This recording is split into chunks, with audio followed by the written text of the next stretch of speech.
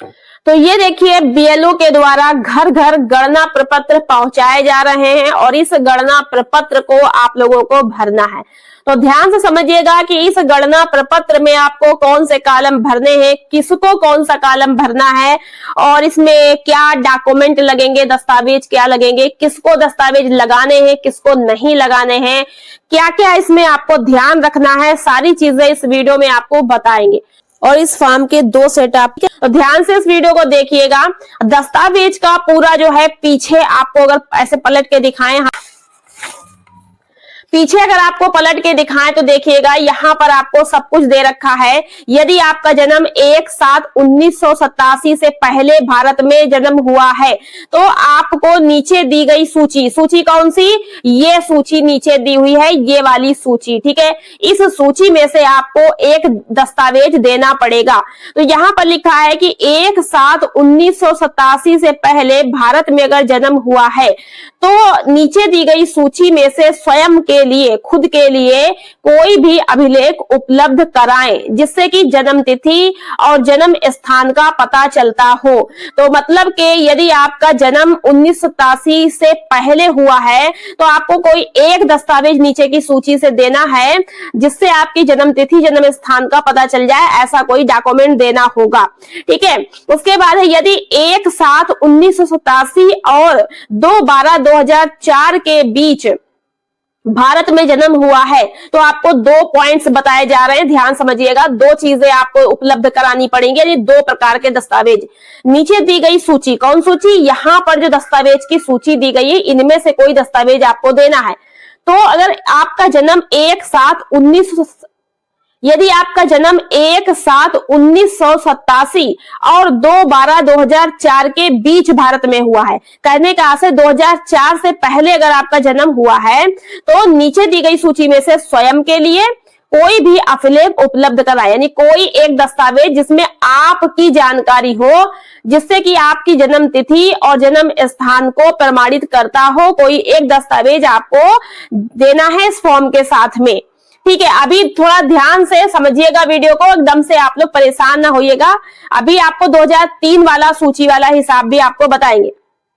तो नीचे दी गई सूची में से पिता या माता के लिए कोई भी अभिलेख उपलब्ध कराएं, मतलब अपने मम्मी पापा का भी आपको एक डॉक्यूमेंट देना है जिसमें उनकी जन्म तिथि और जन्म स्थान का प्रमाणन होता हो। यानी कि अगर आपका जन्म 2004 से पहले हुआ है तो अपना भी कोई आपको एक दस्तावेज देना है और अपने मम्मी पापा का भी एक एक दस्तावेज आपको देना जरूरी है इस फॉर्म के साथ में।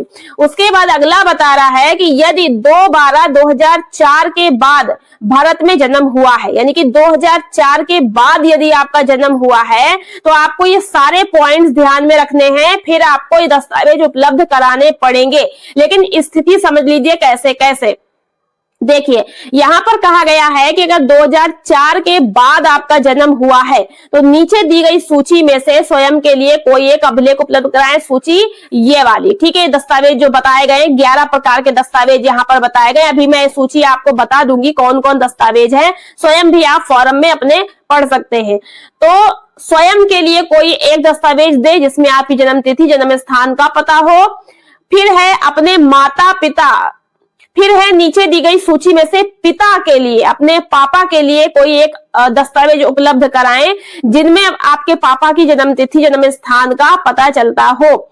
फिर है नीचे दी गई सूची में से माता के लिए भी कोई एक दस्तावेज उपलब्ध कराएं जिसमें माता की जन्म तिथि, जन्म स्थान का पता चलता हो। इसके बाद यदि अभिभावक में से कोई भारतीय नहीं है, यानी कि माता या पिता में से कोई भी भारत का नहीं है, भारत में बाद में नागरिकता ली है, भारत का नहीं है, तो अपने जन्म के समय उनके वैध पासपोर्ट और वीजा की एक प्रति उपलब्ध कराएं, अपने जन्म के समय का, यानी कि आपका जन्म हुआ है उस समय का कोई वैध पासपोर्ट या वीजा, उसकी एक फोटोकॉपी आपको देनी पड़ेगी, ठीक है। और माता पिता दोनों अगर हैं तो फिर उस स्थिति में भी आपको देना पड़ेगा। अब यहाँ पर एक और पॉइंट है, तो देखो ये 2 पॉइंट तो अलग हैं जो कि आपको अलग समझने हैं। मतलब अगर आपका जन्म 1987 से पहले हुआ है तो कोई दिक्कत नहीं, आपको केवल अपना डॉक्यूमेंट देना है। और जिनका जन्म 2004 से पहले हुआ है, 87 के बाद हुआ है, तो उनको अपना डॉक्यूमेंट देना है, मम्मी पापा का देना है। अगर 2004 के बाद आपका जन्म हुआ है तो आपको अपना डॉक्यूमेंट देना है, पापा का भी देना है, मम्मी का भी देना है। और अगर मम्मी पापा में से कोई भी मतलब विदेश से है, भारतीय नहीं है, तो फिर पासपोर्ट और वीजा का भी आपको देना पड़ेगा। इसके बाद लिखा है कि यदि भारत से बाहर जन्म हुआ है, विदेश में भारतीय मिशन द्वारा जारी जन्म पंजीकरण का प्रमाण संलग्न करें। यदि आपका जन्म भारत के बाहर हुआ है दूसरे देश में, तो अगर भारत के बाहर दूसरे देश में जन्म हुआ है तो फिर विदेश में एक भारतीय मिशन जो होता है उसके द्वारा जारी जन्म पंजीकरण का प्रमाण उपलब्ध प्रमाण जो होता है पत्र, वो संलग्न करना होगा उसका। ठीक है, ये आपको समझ में आया। उसके बाद यदि पंजीकरण नागरिकीकरण द्वारा भारतीय नागरिकता प्राप्त की है तो नागरिकता पंजीकरण प्रमाण पत्र भी संलग्न करें। जैसे आप भारत में आकर के भारत की नागरिकता लिए हैं तो भारतीय नागरिकता का सर्टिफिकेट मिलता है, वो आपको संलग्न करना होगा ऐसी स्थिति में। तो ये सारा कुछ आपने समझ लिया है यहाँ पर, लेकिन थोड़ा सा यहाँ पर ध्यान दीजिएगा, यहाँ पर और भी लिखा हुआ है, वे पढ़ लीजिएगा। अभिलेखों की सांकेतिक, संपूर्ण नहीं, सांकेतिक सूची, ठीक है, यदि ऊपर उल्लेखित है तो स्वयं पिता और माता के लिए अलग अलग स्वसत्यापित अभिलेख जमा किए जाने हैं। क्या समझ में आया कि मतलब यहाँ पर जो चीजें कही जा रही हैं समझिएगा। अभिलेखों की सांकेतिक यानी कि संपूर्ण नहीं, कोई सूची, अभिलेखों की कोई सूची अगर उपलब्ध है जो कि ऊपर बताए गए हैं, ठीक है, आपका, आपके मम्मी पापा का, संबंधी का, तो स्वयं का या फिर पिता और माता के लिए अलग अलग तो स्वसत्यापित अभिलेख जमा किए जाने हैं। तो इसमें आपका 2003 का जो है वोटर लिस्ट का सूची बताया जा रहा है कि 2003 का अगर वोटर लिस्ट की सूची में आपका नाम है तो बस वही आपको यहाँ पर फॉर्म के साथ में दिखाना है और दे देना है। उस सूची में जहां पर आपका नाम है वो आपको क्या करना है, फोटोकॉपी निकाल करके वही अभिलेख आपको उपलब्ध कराना, अलग से कोई दस्तावेज आपको फिर नहीं देना होगा। अगर 2003 की सूची में माता पिता किसी का, दादा दादी का किसी का भी नाम मिल जाता है, आपका नहीं है, मान लो 2003 की वोटर लिस्ट में आपका नाम नहीं है, मम्मी पापा किसी का है, तो फिर उनका फोटो आपको फोटोकॉपी करा लेनी है उस 2003 की सूची का, वो आपको उपलब्ध करा देना है। तो उस हिसाब से आपका दस्तावेज मान्य हो जाएगा, अलग से कोई दस्तावेज आपको फिर नहीं देना होगा। तो 11 प्रकार के दस्तावेज यहाँ पर बताए गए हैं, उन्हें समझ लीजिएगा। ये उनके लिए है कि जिन लोगों का 2003 की वोटर लिस्ट की सूची में नाम नहीं है, उनका भी नहीं, उनके मम्मी पापा का भी नहीं, उनके दादा दादी किसी परिजन का नहीं है। ऐसी स्थिति में आपको यहाँ पर जन्म का डेट वगैरह बताई गई है, इस हिसाब से आपको फिर ये 11 दस्तावेज जो हैं, ये इनमें से कोई एक दस्तावेज आपको देना है। आधार कार्ड तो लगेगा, बाकी यहाँ पर आप देखिए 11 दस्तावेज यहाँ पर जो बताए गए थे, अभी टोटल 13 पॉइंट्स दिए हैं, तो 13 प्रकार का हो गया है, समझ लीजिएगा यहाँ पर। तो देखिए, किसी भी केंद्र सरकार या राज्य सरकार सार्वजनिक क्षेत्र के उपक्रम के नियमित कर्मचारी अगर आप हैं या फिर पेंशन भोगी हैं, तो उसका कोई प्रमाण पत्र या पहचान पत्र या पेंशन भुगतान का आदेश अगर आपको सरकारी जारी किया गया है तो वो आप यहाँ पर दिखा सकते हैं, फोटोकॉपी लगा सकते हैं।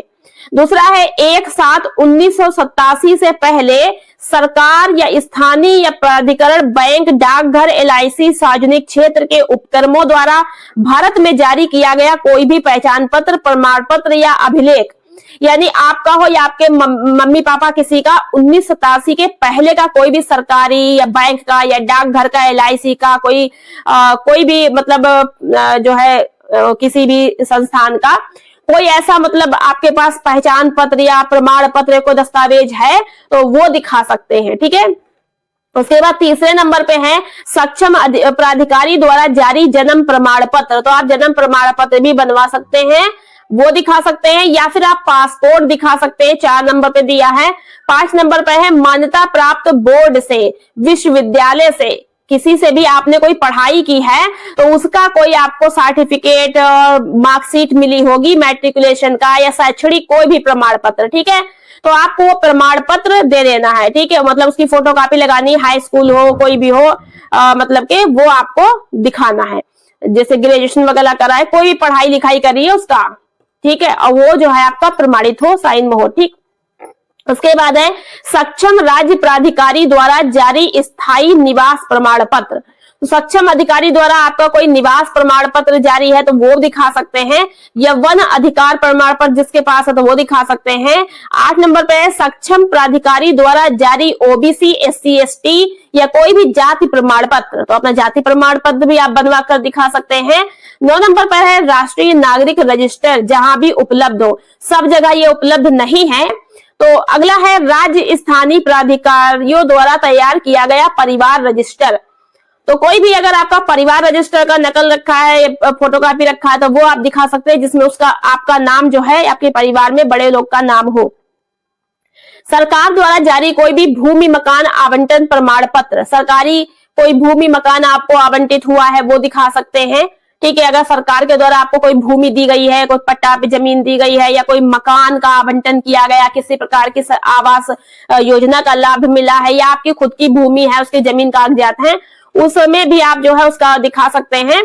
फिर 12 नंबर पे जो यहाँ पर दिया है आधार के लिए, ये आधार कार्ड के लिए यहाँ पर लिखा है कि आधार कार्ड के लिए कब मान्य होगा, जब आयोग के पत्र संख्या 23 2025 ERS खंड दिनांक 9/9/2025 अनुलग्न सेकेंड द्वारा जारी निर्देश लागू होंगे, तब मान्य होगा। फिलहाल अभी ऐसा नहीं है कि आधार कार्ड अकेला मान्य हो जाए।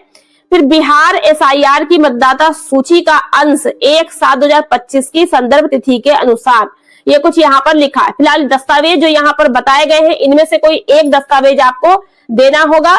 जब आपका 2003 की सूची में नाम नहीं है, आपके परिवार में से किसी भी परिजन का नाम नहीं है, तो आप इस हिसाब से समझिएगा कि 1987 के पहले अगर आपका जन्म हुआ है तो केवल खुद का डॉक्यूमेंट इसमें से कोई एक आपको देना है, इन 11 वाले में से। और यदि आपका जन्म 1987 के बाद 2004 के पहले इनके बीच में हुआ है तो आपको अपना माता पिता का भी देना है। इसी प्रकार से मैंने पहले भी आपको यहाँ पर समझा दिया है, तो ये चीज है। और आपको 2003 की सूची यहाँ पर देखिएगा, गणना प्रपत्र हेतु सूचना पत्र, ये भी यहाँ पर दिया हुआ है, देख लीजिएगा। निर्वाचक https://voter.eic.gov.in ये पोर्टल का दिया हुआ है, इस पर जाएंगे और विगत विशेष प्रगाढ़ पुनरीक्षण निर्वाचक नामावली में अपना और अपने संबंधित रिश्तेदारों का नाम देख सकते हैं। गणना प्रपत्र में विवरण उपलब्ध करा सकते हैं। इस गणना प्रपत्र में भी फ्रंट पे आगे जो आप विवरण भरेंगे उसमें आपको अपना विवरण भरना है। अगर 2003 की वोटर लिस्ट यहाँ से आप निकालते हैं, उसमें अपना नाम आप देख लेते हैं, मिल जाता है तो, और नहीं मिलता है तो अपने मम्मी पापा का या अपने दादा दादी का किसी का परिजन का ढूंढिएगा, उनका मिल जाता है तो उनका भरना पड़ेगा, तो वो फोटोकॉपी आपको लेनी है। सहायता के लिए निर्वाचक संबंधित बूथ लेवल अधिकारी से संपर्क कर सकते हैं। बूथ लेवल अधिकारी मतलब अपने BLO से, और इस फार्म के फ्रंट पे आपको सबसे ऊपर BLO का नाम और उनका मोबाइल नंबर लिखा हुआ मिलेगा। आप संपर्क करिए, उनसे जानकारी करिए, कोई भी चीज अगर आपको समझ में नहीं आती है इस फॉर्म को भरने में या डॉक्यूमेंट को लेकर के। निर्वाचक रजिस्ट्रीकरण अधिकारी उन निर्वाचकों को नोटिस जारी करेगा जिनका गणना प्रपत्र में दिया गया विगत विशेष प्रगाढ़ पुनरीक्षण निर्वाचक नामावली का विवरण या तो उपलब्ध नहीं है या डेटाबेस से मेल नहीं खाता है। नोटिस प्राप्त होने पर निर्वाचक को निम्नलिखित श्रेणियों के आधार पर अभिलेख उपलब्ध कराने होंगे। यहाँ पर जो आपको बताया गया है कि 1987 के पहले जन्म हुआ तो ये कागज देंगे, 2004 के पहले जन्म हुआ तो ये कागज देंगे। सूची जो यहाँ पर कागजों की बताई गई है 11 प्रकार 12 प्रकार के दस्तावेज, ये आपको कब देने हैं? जब विगत विशेष प्रगाढ़ पुनरीक्षण नामावली का विवरण उपलब्ध ना हो या जो विवरण उसमें मिला है वो आपसे मेल ना खाता हो। कहने का आशय है कि 2003 की जो वोटर लिस्ट में अगर आपका नाम दिख जाता है और आप वो विवरण इसमें भरकर BLO को देंगे और मैच कर जाएगा तो आपको नीचे के 11 दस्तावेज में से कोई दस्तावेज नहीं देना है, इन लोगों को किसी को नहीं देना है। और अगर विगत पुनरीक्षण नामावली में मतलब कि 2003 वाली वोटर लिस्ट में आपका नाम नहीं है, आपके मम्मी पापा दादा दादी किसी परिजन का भी नाम है और उनका आप जो है यहाँ पर विवरण दिखा करके इस फॉर्म को भर देते हैं तो भी आपका मान्य हो जाएगा 2003 वाला। और फिर आपको कोई भी दस्तावेज इसमें से नहीं देना है। ये दस्तावेज केवल वही लोग देंगे जिनका 2003 की लिस्ट में नाम नहीं है, उनके किसी दादा दादी माता पिता किसी का भी नाम नहीं है, तो उस स्थिति में ये वाले डॉक्यूमेंट देने हैं। इसलिए आप लोग घबराइएगा नहीं। ये जो गणना प्रपत्र बीएलओ आपको दे रहे हैं ये आपको भरना है और भरकर बीएलओ को जमा कर देना है। अतिरिक्त से कोई भी आपको दस्तावेज इसमें अभी नहीं लगाना है। जो 11 प्रकार के दस्तावेज यहाँ पर बताए गए हैं ये सब अभी आपको नहीं देने हैं। तो जब आप भरकर इस फॉर्म को दे देंगे तो जो है आपको अगर कोई भी जो विवरण इसमें गलत पाया गया या मेल नहीं खाया, मैचिंग नहीं हुआ तो आपको नोटिस जारी होगा। तो अभी 4 दिसंबर तक के गणना प्रपत्र की प्रक्रिया चलेगी। बीएलओ आपके घर पर आएंगे, ये गणना प्रपत्र देंगे, फिर आपसे भरकर वापस लेंगे।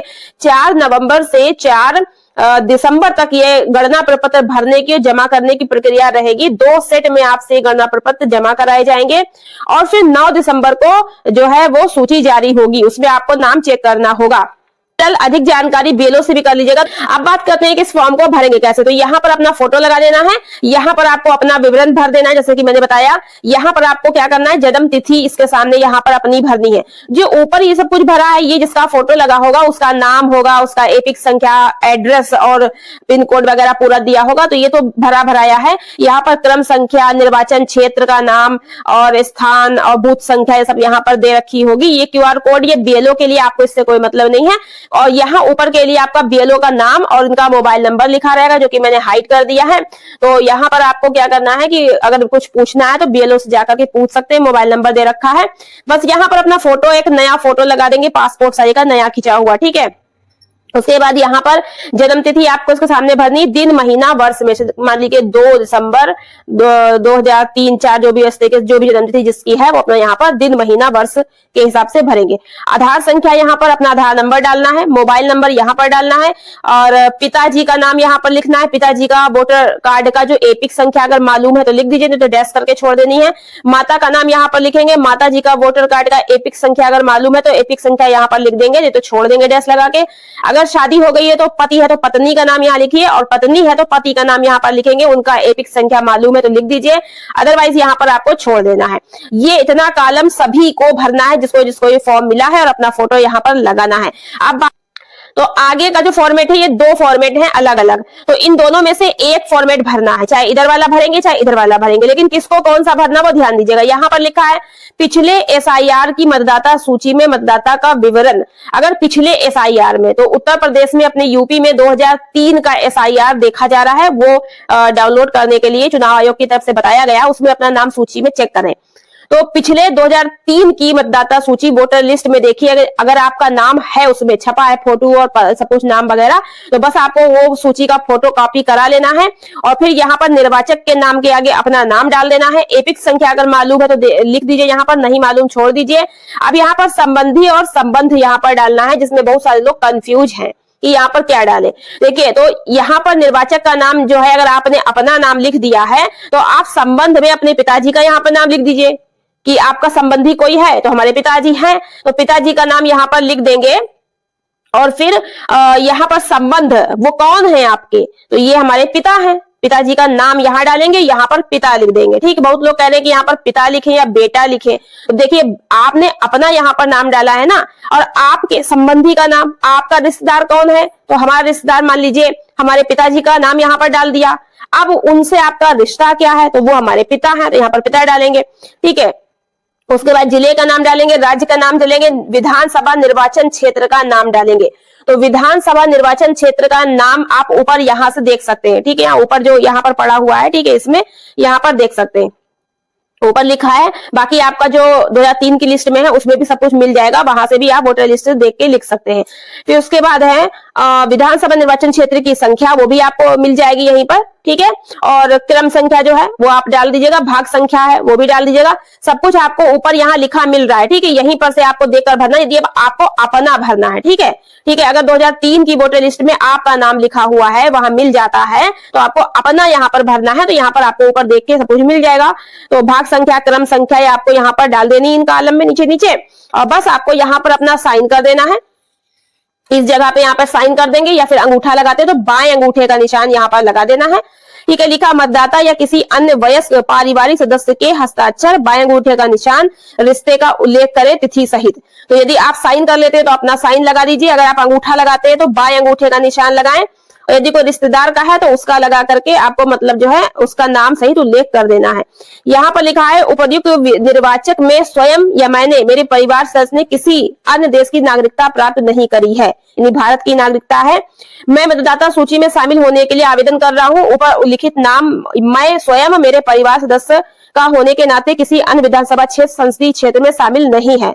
मैं घोषणा करता या करती हूँ वर्तमान सर्वोत्तम जानकारी विश्वास के अनुसार उल्लिखित निर्वाचक होने के नाते मेरे परिवार सदस्य भारत की नागरिक हो, और मुझे ज्ञात है कि इस आवेदन के संबंध में कोई ऐसा कथन या घोषणा करना जो मिथ्या है, जिसके बारे में जानती हूँ या जानता हूँ कि वह मिथ्या है, और जिसके सत्य होने का मुझे विश्वास नहीं है। लोक प्रतिनिधि अधिनियम यहाँ पर दे रखा है, धारा 1950 का 43 धारा 31 के अंतर्गत 1 वर्ष के कारावास जुर्माने सजा और दंडनीय होगा। इस तरीके से है। यहाँ पर देख सकते हैं लिखा बीएलओ की घोषणा मैंने उपरोक्त विवरण को पिछले एसआईआर मतदाता सूची में सत्यापित कर लिया है।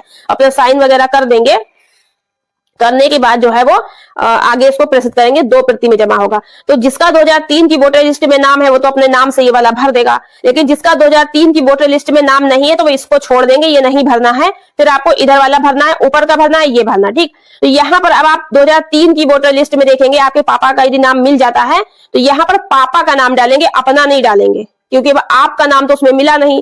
तो पापा का नाम डालेंगे, उनका एपिक संख्या पता तो लिख देंगे। संबंध में आप क्या करेंगे, अपना नाम मत डाल दीजिएगा कि अपना नाम डाल देंगे, नहीं। यहाँ पर पापा का नाम पड़ा है तो पापा का संबंधी कौन है, तो पापा के संबंधी पापा के पापा होंगे। दादाजी का यहाँ पे नाम डालेंगे, और दादाजी पापा के कौन है, पिता है, तो यहाँ पर पिता डालेंगे, ठीक है। जिला लिखेंगे, राज्य का नाम लिखेंगे, विधानसभा निर्वाचन क्षेत्र पापा का डालेंगे, क्योंकि पापा का हम लोग भर रहे हैं, तो जिसका यहाँ पर नाम से भरेंगे उसका ही यहाँ पर सब कुछ लिखेंगे। तो ये सब आपको 2003 का जो आप वोटर लिस्ट निकालेंगे वहां से देखने को मिल जाएगा, वो सब यहाँ पर आपको भर देना है। भरकर आपको ये फॉर्म जमा कर देना है बीएलओ के पास में, ठीक है। और फोटोकॉपी लगानी हो तो 2003 का जो वोटर लिस्ट है उसी का फोटोकॉपी आपको लगा देना है। अगर नहीं है तो बीएलओ के पास रहता है, बहुत सारे बीएलओ फोटोकॉपी लगाने को बोल रहे, वो लोग नहीं बोल रहे होंगे, खाली आप फॉर्म भरिए और जमा कर दीजिए। तो जो आपने विवरण यहाँ भरा होगा तो बीएलओ के पास जो है वोटर लिस्ट 2003 की है, वो उसमें इसका मिलान कर लेंगे कि जो आपने विवरण दिया है, अपना दिया है, संबंधी का दिया है, या अपना दिया है, खुद का दिया है, तो वो मिलान कर लेंगे। और अगर मिल जाता है तो आपका जो 9 दिसंबर को सूची जारी होगी इसमें अपना लिस्ट में नाम देख लीजिएगा। अगर इसमें कोई त्रुटि होती है, कोई मैचिंग नहीं होती है, मेल नहीं खाता है, या फिर 2003 के वोटर लिस्ट में मेल नहीं खाता है, आपका कोई लिंक नहीं मिल पाता है, तो फिर आपको 11 प्रकार के दस्तावेज जो बताए गए हैं, ये जो पीछे आपको बताए गए हैं यहाँ पर, इन दस्तावेजों में से कोई दस्तावेज आपको देना होगा अपनी डेट ऑफ बर्थ के हिसाब से, कब आपका जन्म हुआ है उसी प्रकार से आपको दस्तावेज फिर दिया जाएगा, देना पड़ेगा, ठीक है, बीएलओ को। तो ये कुछ है, इस प्रकार से आपको फॉर्म भरना। आई होप कि आपको ये समझ में आया होगा। वीडियो आपको पसंद आई तो वीडियो को लाइक और हाइप जरूर से कर दीजिएगा। चैनल को सब्सक्राइब करके बेल आइकन को प्रेस कर लीजिएगा। मिलते हैं नेक्स्ट वीडियो में। आज की वीडियो में इतना ही, धन्यवाद।